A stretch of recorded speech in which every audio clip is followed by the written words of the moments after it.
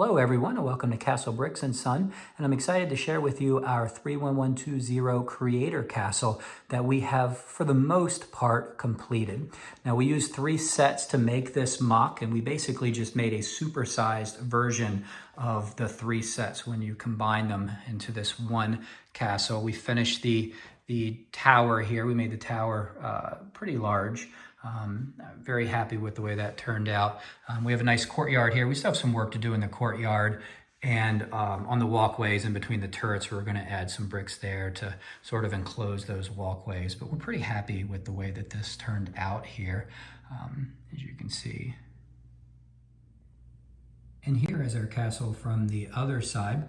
And as you can see, our tower has a nice little balcony for our wizard, because as my son informed me, all castles have to have a wizard. So the best advice I've ever received. And as you can see, there's the rest of our courtyard and our expanded throne room. And again, we've got a little bit of work to do in the courtyard, but I'm pretty happy with the way this has turned out so far. And we're starting to expand out into our village now, and this is the first house here. We found a mock on Bricklink that we really liked by a builder called Hubre. And it was a really nice mock. It has a fully detailed interior. It's a much bigger version than what we built here, but when we downloaded the plans and then started on Bricklink putting in the pieces that we need, the cost came to about $160.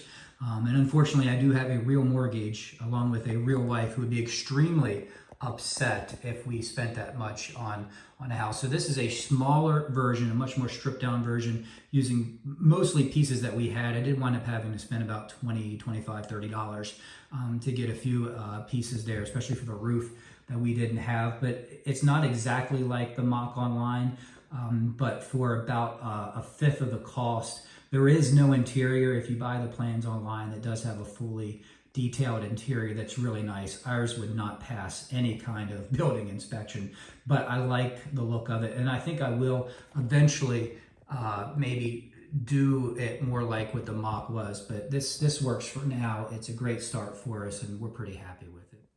And here is the back of the house with a wheat field. I found inspiration on YouTube creating a wheat field there. And as you can see, I still don't have all the pieces of the windows there.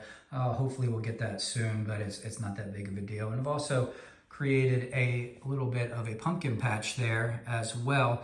This is going to be a tavern and maybe a bakery. I'm not quite sure exactly what we're going to put in there, but we've got some room for maybe 2 or 3 nice buildings and maybe another house or 2 for our small village for our Black Falcon castle. And that's all for this episode. Just thank everybody for following us and for watching these cool videos. And until next time, happy building.